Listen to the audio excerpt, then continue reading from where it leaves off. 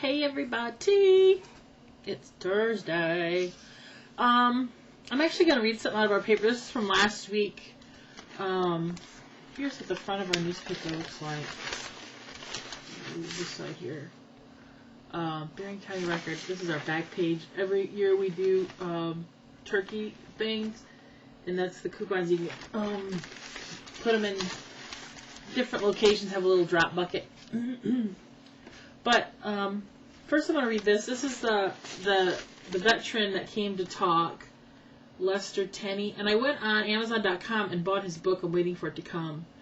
That was him then and now. And the article is very interesting. So I'm going to get to it and see how much time I have left. Tenney, 89, had spoke to the media last Monday night.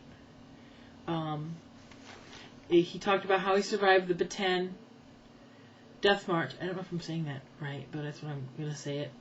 And 3 years in prisoner of war camp in Japan, or a Japanese prisoner.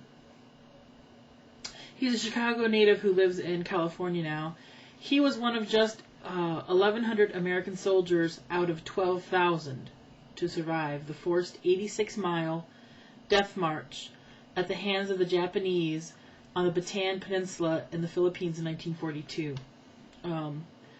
Although the memories are with him constantly, Tenney's spirit showed through as he talked about when he enlisted in 1940, got to the Philippines in late 1941 as a tank commander, the Bataan Death March in April of 1942, and his 3 years as a prisoner of war. Like many of his fellow soldiers, he was already undernourished when the Americans surrendered to the Japanese due to the shortage of supplies.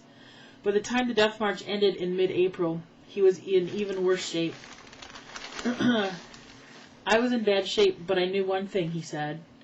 I wasn't a smart kid, but I had a lot of inherent smarts. I realized on the fourth day to not march on the outside of the line where they are more likely to hit you. Dying was easy, living was the hard part, he said. I made the decision on the second day of the march to set goals for myself. I set the goal of reaching a herd of caribou in the distance. When I got there, I'd find another goal. He said that it's a philosophy that stayed with him through the years and one he always wanted to convey to young people. If you set short-term goals, you're going to make it. I told myself on the march that I had to deal with anything that happened on the way to the goal. He speaks to the youth whenever he can. The only way they will respect those who are serving is to know the price that was paid. While he told jokes about his experiences now, he occasionally would get choked up as he remembered his fallen comrades. He witnessed one soldier fall and be run over by a Japanese tank. If soldiers fell behind or were wounded, sick or starving, they would be killed. Even if they kept up, they would be killed at any time. The Americans were forced to march for 16 to 18 hours a day and were given little food. He remembers very well two of his fellow soldiers who kept him upright after a Japanese soldier swung his sword and slit Tenney down his back. They ended up not surviving the war. A couple of friends held me up, and someone came from the back and sewed me up. They saved my life. Tenney also talked about the Filipinos and Japanese who tried to help. Filipinos would throw rice balls at the soldiers as they went by, and each soldier would take a bite and pass it along to others. On the march, we had one Japanese soldier who treated us humanely, he said. On the third or fourth day, we were sitting on a rock, and a Japanese soldier had a can of fish. He looks at us and hands me what was left in the can of the fish, and the three of us ate it. There was a Japanese... No. After the march, he was in a Japanese prisoner of war camp in the Philippines and managed to escape for 10 days before being recaptured. I escaped 4 days after we got to the camp. It was total chaos. Men were dying so rapidly, he said. I knew I would die if I didn't escape. I spent 10 days in the hills with guerrillas before I was recaptured. Guerrillas as in the Guerrillas kind. They took care of me, he said of the guerrillas. I was on maneuvers with them when I was turned in by a 10-year-old boy. His family got a sacrifice for turning in an American. I don't blame them, they were starving. Once, in the prisoner of war camp in Japan, he and other Americans were forced to work in the coal mines. He eventually learned Japanese, as he put it. I learned Japanese in 10 easy beatings. They beat the hell out of us any time the U.S. won a battle. They hit us with hammers, shovels, and pickaxe. When you're hit in the face, it hurts. Tenny was a witness to other historic events at the end of the war, the atomic bombing of Nagasaki. The prisoner of war camp was 30 miles away, and he and his fellow POWs thought it was a Japanese secret weapon. We watched the cloud go up like a pillar, raising and fanning out. He said, I see that, and say to the others, hell, I know what that is. It's a Japanese floating airfield. He came out of the war with several broken bones and weighing just 97 pounds, rather than his normal 180 pounds. He spent 18 months in and out of hospitals and eventually pursued a career in business. Tenny says the memories of his wartime experiences are always with him. It doesn't stop and start. It's a circle. I can't think of one thing without thinking of others. If I think of Japan, I think of the ship or the Philippines or the Death March or the years in the coal mines. So that's Mr. Lester Tenny. I can't wait to read his book. Now I can throw this way. This is very interesting to me. I just cannot imagine surviving such an ordeal. Especially when someone takes a sword and slices you down the back and then you have to stand there and get sewed up. But I hope you enjoyed it. Also, I got mail today. I got a card from Gigi.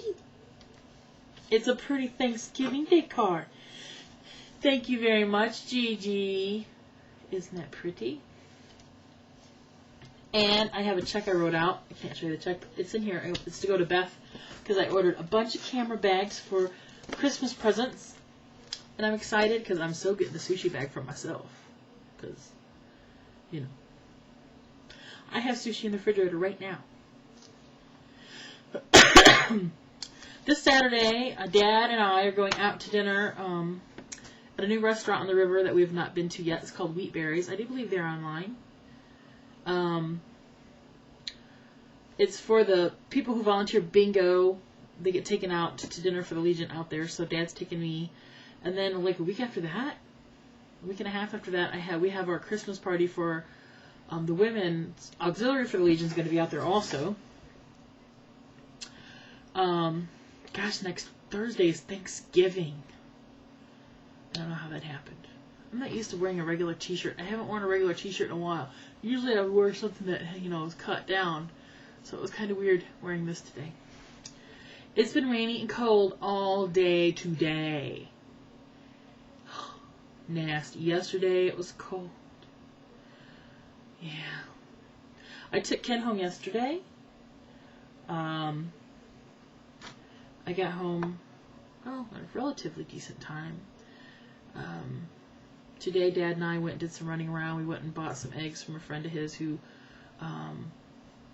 has free-range chickens, who sells eggs, and just went for a ride. Took Heidi for a ride. Heidi is she's been, this one spot on her back, by her hip, she's been licking and licking and licking. Now it's bald. It's happened either every year, every other year. She starts getting dry back there, and she just licks and licks and licks, and then she's got bald patches. So we gotta start giving her Benadryl. She's gotta start using her medicated conditioner. We gotta start putting a little oil in her food. Yeah. So whenever we catch her, we're like, "Don't do that," and she'll stop and wait for you not to look at her anymore. Tony, if you're watching this, did you get my video clip I sent you? Did you, huh? Did you? I hope I did it right. I have a cough. Drive me a little crazy. Yeah. I'm getting ready to go have some soup. Dad and I made soup today. We made a big pot we looked in the refrigerator and saw what we had. We had some celery, some onion. I cut up some carrots. He cut up a head of cabbage. We took a bag of vegetables out of the freezer, put in some smoked sausage and some beef broth and some tomatoes, and just kind of made a big pot of soup. So I'm getting ready to go try it for the first time. Dad says it's okay. He said it's good. Not as good as my other vegetable soup, but it's good. So yeah. That's what I'm going to go do right now. I show him I can't lose this check. I got to send to Beth. Beth, I'll be mailing that out. Maybe. If I don't get it in the mail tomorrow, I'll get it out on Monday for sure. So. Now I'm going to go have some soup, people. Bye.